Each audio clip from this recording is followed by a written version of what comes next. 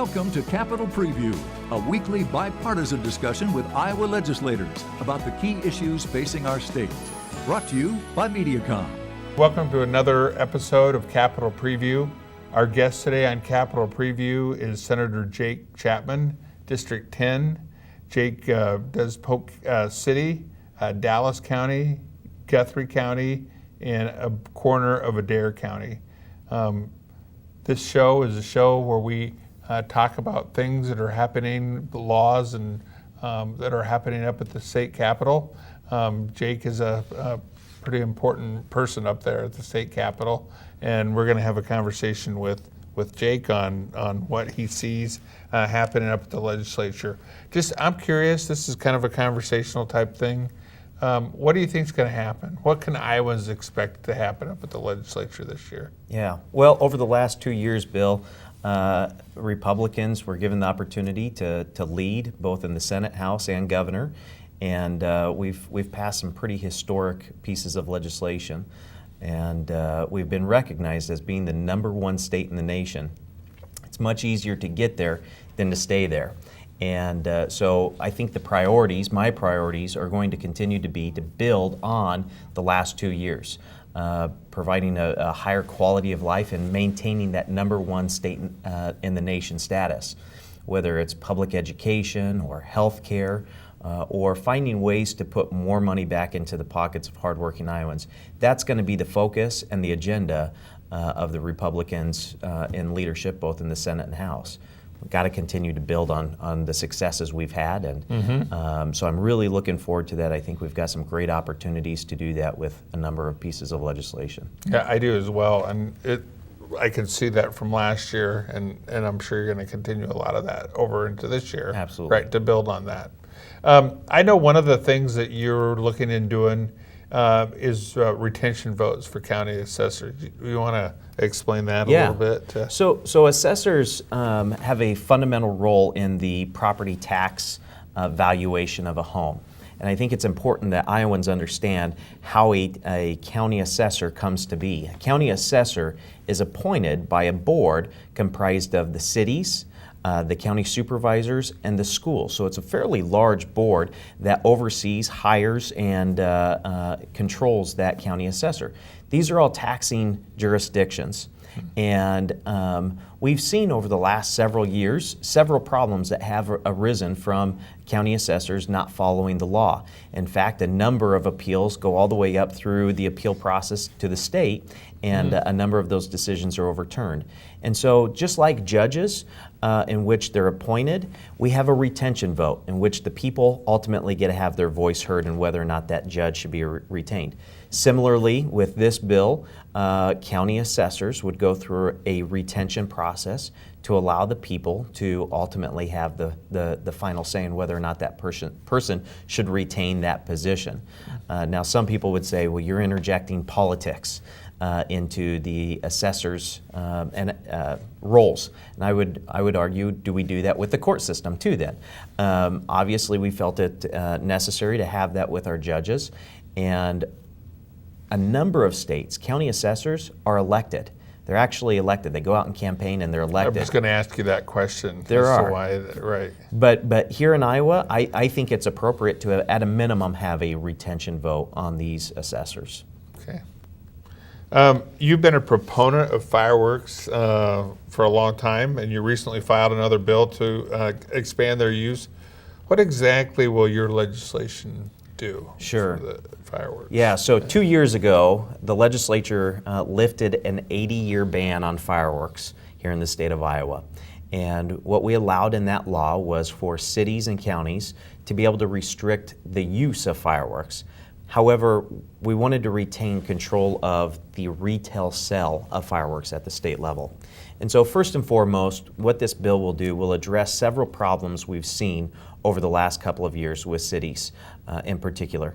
Not all cities, but some cities are using different loopholes or authorities they may perceive that they have to restrict the sale of fireworks. So whether it's adding additional fees or inspections or building code requirements or using zoning laws to zone the product, the retail sites, into industrial zoning, which, by the way, I'm not aware of any other retail product in which cities are passing ordinances to push them into industrial zoning only.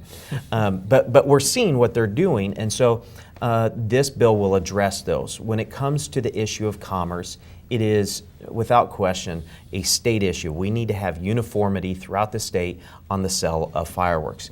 Now, in addition to that, there is another piece in this bill that will expand the use of fireworks.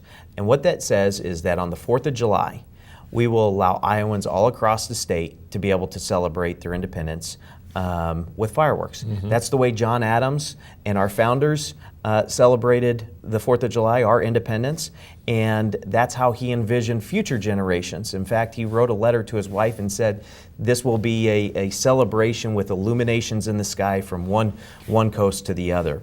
And so we want to at least start that conversation with the legislators on the policy of, should we allow fireworks to be able to be displayed throughout all of Iowa and still allow the cities to restrict outside that 4th of July time frame. Mm-hmm. Why do you think, and I apologize if I'm repeating myself, but why do you think that there is so much, I don't know if anger is a word that I want to use, but it gets some people just boiling mad, this fireworks. No, you're exactly right. There's people that get very emotional on both sides, right? Both proponents and opponents on this issue. And frankly, I think it's because sometimes people have neighbors that aren't considerate. And sometimes what I have found is most people that complain to me about the fireworks are people that are still breaking the law, shooting fireworks off at 2 o'clock or 3 o'clock in the morning. Our law doesn't permit that. And so those inconsiderate neighbors were inconsiderate prior to 2017 as well. And so the problem is no law that we pass will actually stop someone from breaking that law, right? Speed signs, speed limits don't prohibit or stop someone from speeding. But we still have them, and so we have, I think, in my opinion, a very reasonable structure for when people can shoot them off, the regulations that accompany that, keep them on your property, clean up after yourself. If you have a neighbor that has PTSD or has pets, go talk to them. Let them know that you are going to be shooting off fireworks so they can prepare ahead of time. And so I think the main thing is be Iowa nice. Be a good neighbor, and a lot of the issues, not all of them, but a lot of the issues would resolve themselves. Well, and I know you. I've known you for a long time. You're a passionate person. I mean, it's very patriotic. So I understand your intenseness of supporting this bill, and so absolutely. Good luck. Thank to you. I see you had the first bill filed in the Senate. Senate file proposed to eliminate the inheritance tax, and why is that so important to you? Yeah, I was very. All of it us, should be. Right. Should be. Right. But I was very honored to be able to have the first Senate file, and on this particular issue. The reality is, the state of Iowa collects nearly $100 million annually from the inheritance tax. I call it the death tax or the plunder tax, because that's what it is. It's plundering. If you study history and you look at what the purpose of the death tax is, it is to redistribute wealth. That is the sole function of the death tax.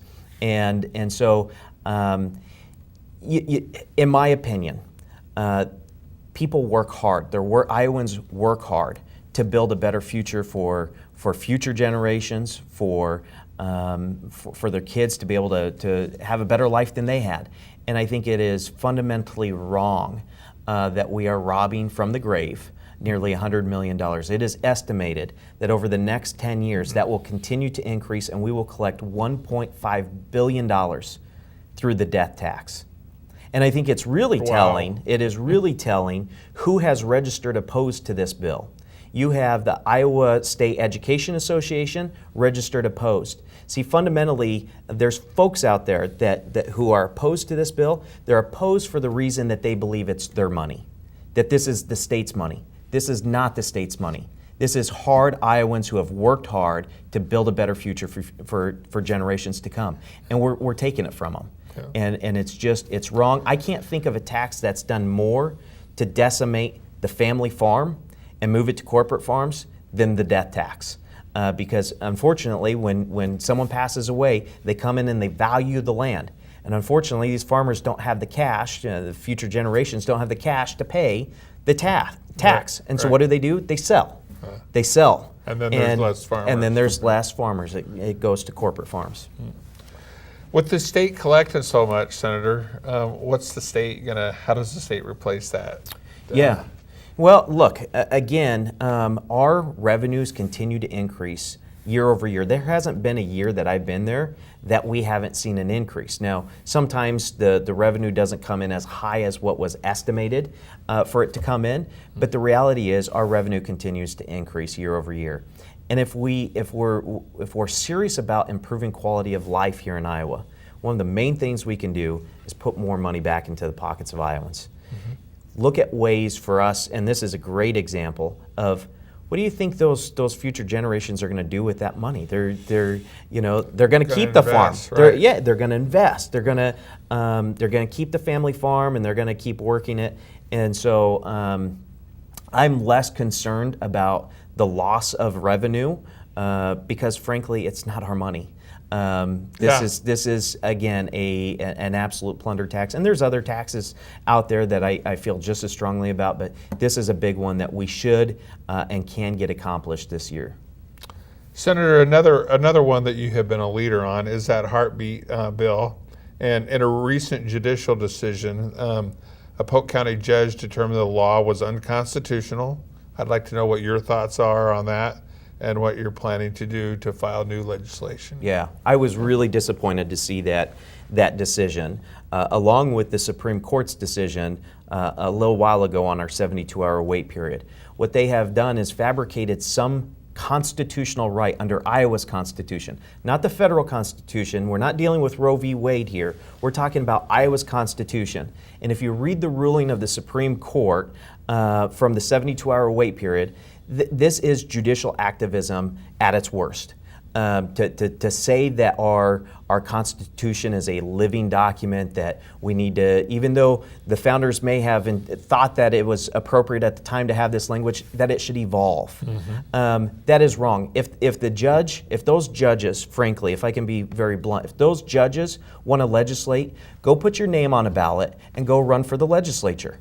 There are enumerated powers in our state constitution for the judges and for the legislature. And we create the laws. And what we're seeing is we have judges who are in fact making laws from the bench. And so what I did within 24 hours of that Polk County judge making that ruling, I had 28 co-sponsors in the Senate to do a constitutional amendment which would nullify, which would say that there is no right under Iowa's Constitution to an abortion or the right to funding to an abortion. And what this would do is it would put the power back into the hands of the legislature where it belongs, with what should Iowa's laws be regarding abortion.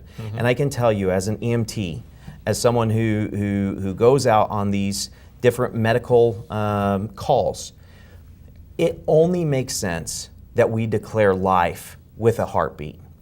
When your heart stops beating, you'll be declared dead. And I think most Iowans, and I think the polls show, that Iowans believe and recognize that that is a human being, that is a heartbeat in the womb, and they have constitutional rights to protection of life.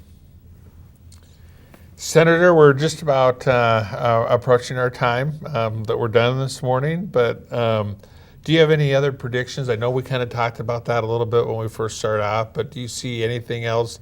Every session has their real hot issues, and you've just covered a couple of those real hot issues, but I just wondering if you kind of give just a real quick wrap up of what else you think might. Yeah, I think there's a couple of issues that are still probably out there that will be discussed robustly, and that is one of them being property tax. You know, when we look at how much property taxes has increased compared to what household income growth has been, it is far outpacing. And these people, a lot of people are on fixed incomes, right? They aren't seeing huge increases in their household income, but yet local property taxes continue to skyrocket. And they skyrocket for a number of reasons. One, home valuations go up, and we get that, where it's supposed to be based on fair market values. But instead of decreasing tax levy rates, unfortunately what we see is the tax levy rates stay at the same, or they're capped out, they're maxed out on their tax levy rate. And so what's happening is they're actually collecting more money, and at the same time being able to say we didn't increase the tax levy rate. We need to be able to ensure that the Iowans who have stayed in, have been in their homes for 10, 15 years, who are on a family farm, have the ability to stay in that family farm without having to continue to worry about how much is their property tax going to increase. So I think there's going to be a lot of discussion on that issue in particular. And again, other ways we can find to put more money back into the pockets of Iowans. Those are all super important, and I know they're important to Iowans. So, thank you, Senator. I'm sorry that we have to run here, but we're out of time. I appreciate Senator Jake Chapman being with us this morning. You're definitely full of energy, young man, and I look forward to watching you for this next session. And thank you for everything you do for Iowa. Absolutely, my pleasure. So thank you for joining us with another episode of Capitol Preview.